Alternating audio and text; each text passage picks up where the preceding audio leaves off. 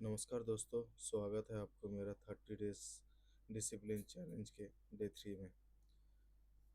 आज का वीडियो उन लोगों के लिए है जो हर दिन ट्रेड करना चाहते हैं। उनको ट्रेड चाहिए ही चाहिए, चाहे सेल साइड हो या बाय साइड हो। तो उन लोगों के लिए है आज खास करके। जैसे कि आप लोग जानते हैं, मेरा जो सेटअप है 9 ईएमए और 15 ईएमए के साथ पुल बैक के साथ मैं एंट्री लेता हूँ, प्राइस एक्शन को फॉलो करता हूँ। तो वही है मेरा सेटअप। तो चलिए अब चार्ट पे देखते हैं जो आज का मार्केट कंडीशन क्या था और मैंने कहाँ पे ट्रेड लेने की कोशिश की, और जो भी है मैं आपको चार्ट पे बताता हूँ। मार्केट आज स्लाइडली थोड़ा गैप डाउन खुलती है। खुलते कंटिन्यूसली आप देख पा रहे होंगे गिर ही रहा है। मैं एक मेजर पुल बैक का वेट कर रहा था, बट वो मेजर पुल बैक अभी आया ही नहीं है कभी। ये जो वाइट वाला लाइन देख रहे हो, ये गैप था। अगर मैं डे कैंडल पे ले जाऊं आपको क्लियर पता चलेगा। ये देखिए, ये देख रहे हो आप, ये गैप था। एग्जैक्टली उस गैप को फील किया मार्केट ने फील करके, और एक इतनी तगड़ी रिकवरी, जो बोलते हैं ना जबरदस्त वाला रिकवरी, वो आज निफ्टी में देखने को मिला। ये ये देखिए, जैसे कि मेरा सेटअप रहता है, क्रॉस होने के बाद ये देखिए 12:25 का कैंडल ईएमए क्रॉस हुआ। ठीक है, क्रॉस होने के बाद ये सडनली ये दो तीन कैंडल बना दिए बिना पुल बैक के। मैं इंतजार कर रहा था जो मेरा सेटअप कब एक्टिवेट होगा और मैं कब ट्रेड लूं। ठीक है, तो वो मैं वेट ही कर रहा था। अब देखो यहाँ से रिजेक्शन आया, तो मेरे को थोड़ा सा ऐसा फील हुआ जो चलो ठीक है, अब मेरा सेटअप बनने वाला है, मैं ले लूंगा अब ट्रेड। बट हुआ क्या, मैं 15 ईएमए का, आपको आप लोगों को जैसे कि पता है, 15 ईएमए से टच होके बुलिश कैंडल बनाए। एक छोटा सा, छोटा या मीडियम साइज का, मतलब एक अच्छा कैंडल होना चाहिए बेसिकली, तो बनाए तब जाके मेरा एंट्री बनता है। बट यहाँ पे देखो, ये 9 ईएमए से ही घूम गया।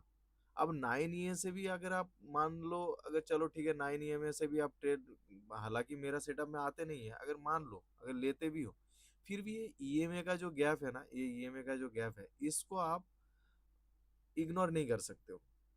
क्योंकि ये ईएमए का गैप बहुत खतरनाक होता है। ये ईएमए का गैप अगर ज्यादा होगा ना, तो वो चाहेगा ही चाहेगा उसको फिर से नीचे लाके लाने का, मतलब यहाँ तक आने का। तो वो मैंने इस वजह से ये एक ये लॉजिक था, इस वजह से मैंने ट्रेड नहीं ले पाया।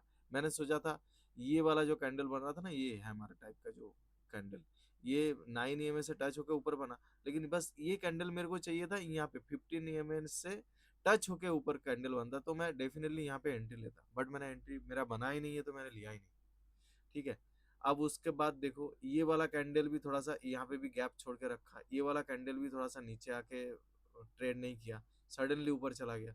उसके बाद ये सडनली ऊपर चला गया, तो मेरे को मौका ही नहीं मिला। जो मेरा सेटअप था वो सेटअप भी नहीं मिला, तो इसीलिए मैंने ट्रेड ही नहीं किया। क्योंकि मेरे को पता है, मैं आज कर रहा हूँ काफी दिनों से ट्रेड, ये फोमो ट्रेड हो जाता है। मेरे पास दो ही रास्ता था, या फिर मैं या फिर मैं फोमो में आके मैं यहाँ पे ट्रेड ले लेता, ये वाला कैंडल पे जो देख रहे हो, यहाँ पे ट्रेड लेने के बाद अब क्या होगा, मैंने फोमो, क्योंकि मार्केट ऐसे जा रहे हैं, ऐसे बड़े बड़े बिग बिग कैंडल, मैं फोमो में आके मैं यहाँ पे ले लेता। अगर एक रास्ता ये था, जो फोमो में लगे इधर ले लेता और मेरा स्टॉप लॉस बड़ा हो जाता। यहाँ से अब स्टॉप लॉस काफी बड़ा हो जाता मेरा। मेरा यूजली 20 पॉइंट के अंदर अंदर प्रीमियम में मेरा स्टॉप लॉस रहता है, तो स्टॉप लॉस ज्यादा हो जाता। और अगर यही आके फिर बड़ा सा स्टॉप लॉस फिर हिट हो जाता, अगर ये आ जाता तो रिवर्स हो जाता, मतलब अगर स्टॉप लॉस हिट हो जाता तो बड़ा लॉस हो जाता। या फिर दूसरा रास्ता ये था, एक डिसिप्लिन ट्रेडर की तरह अपने नियम को, अपने जो भी रूल्स है उसके उस पे टिके रहे और अपना सेटअप पे बिलीव रखे।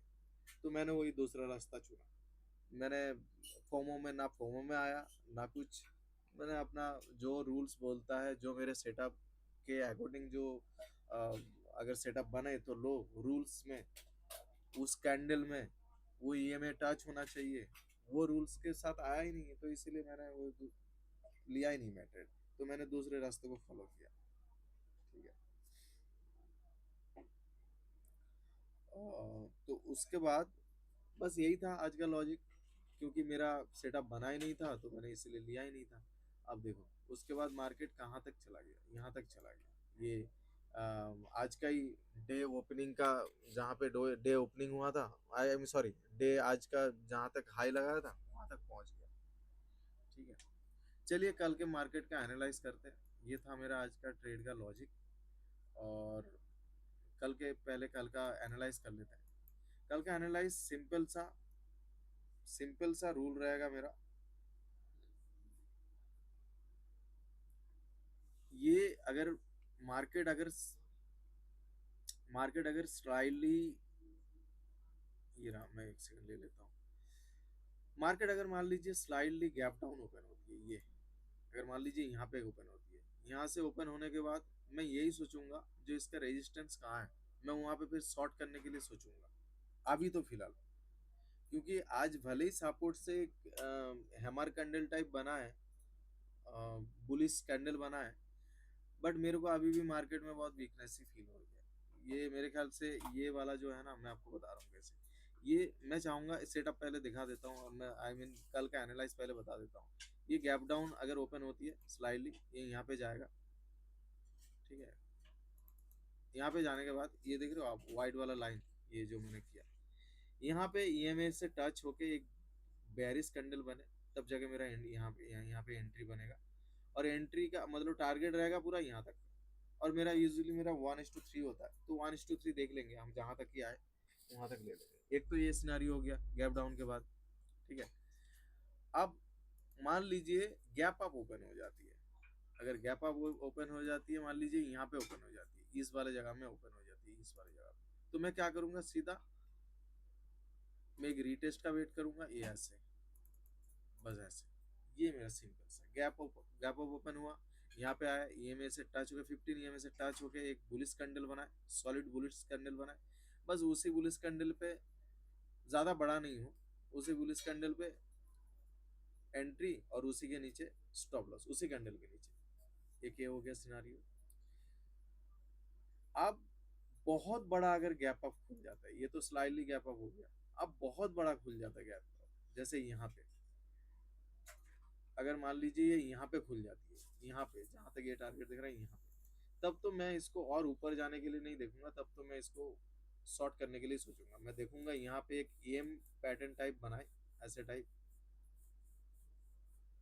ऐसे टाइप, ये ऐसे एम एम पैटर्न टाइप बनाए। एक सेकंड में आपको दिखा रहा हूँ।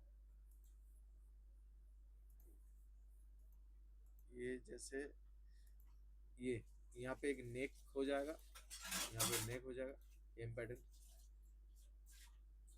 बेसिकली ये डबल टॉप।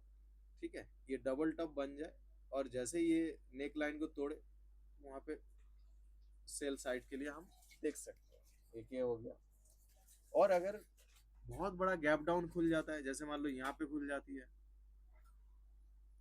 जैसे मान लो ये यहाँ पे खुल जाती है, जैसे मान लो यहाँ पे खुल जाती है, यहाँ पे सेम सिनारियो रहेगा, लाइक आज आज जैसे ये सेम सिनारियो रहेगा, यहाँ पे जाएगा, ये एक मेजर सपोर्ट है, यहाँ से सपोर्ट से मैं बाय करने के लिए सोचूंगा। बस आज का यही है। अगर ये अगर गैप डाउन खोलने के बाद, ये इस पे दो सिनारियो है, अगर गैप डाउन खोलने के बाद अगर ये नीचे इसको तोड़ दे, ये वाले जोन को तोड़ दे, अगर मान लो यहाँ पे खुलते हैं, मार्केट थोड़ा सा ऐसे नीचे आते हैं, फिर ऊपर जाता है, फिर ऐसे आता है, फिर ये बहुत पैनिक सेलिंग हो जाएगा, फिर आपको टारगेट यहाँ तक मिल जाएगा देखने को लिए, ये आपका 22,778। ठीक है। यहाँ तक आपको टारगेट देखने को मिल सकता है। मैं ये नहीं बोल रहा हूँ जो कल ही मिल सकता है, लेकिन यहाँ तक आने वाले कुछ दिनों में मिल सकता है, अगर ये ये सपोर्ट को अगर तोड़े तो ये है, क्लियर है। तो ये है हमारा कल का एनालाइज। और बस ऐसे में आप देख के करिएगा, ये में टच होना चाहिए, और बुलिश या बेयरिश कैंडल अच्छे से क्लोज होना चाहिए। ठीक है। ये मेरा कल का एनालाइज है, आप लोग देख लीजिए। और जो लोग सोचते हैं कि ट्रेड ना लेना कमजोरी है, मैं उन्हें एक चीज बता दूं, जो ट्रेड ना लेना भी एक ट्रेड होता है। ठीक है, मैं आज ट्रेड नहीं किया, ठीक है, तो मेरे जेब से कुछ गया भी नहीं। मेरा प्रॉफिट भले ही नहीं हुआ, लेकिन मेरे जेब से भी तो नहीं गया। यही अगर मैं उल्टे सीधे ट्रेड ले लूं, मैं कहीं पे भी घुस जाऊं, मैं यहाँ पे मान लो, मैं आज ये मार्केट चलो ट्रेंडिंग हो गया, जैसे मान लीजिए मैं यहाँ पे ले लूं कॉल, ठीक है, यहाँ पे कॉल ले लूं, और ये थोड़ा सा मेरे को 1:1 तक गया, प्रॉफिट दिखाया, और सडनली क्योंकि ईएमआई का गैप था, और सडनली आके मेरा एसएल हिट कर दे, तो अनलॉजिकली ट्रेड लेना। अब ये जिसका सेटअप बनता है वो ले, बट मेरा सेटअप तो ये नहीं था। वो हर मूव हर ट्रेडर के लिए नहीं होता है।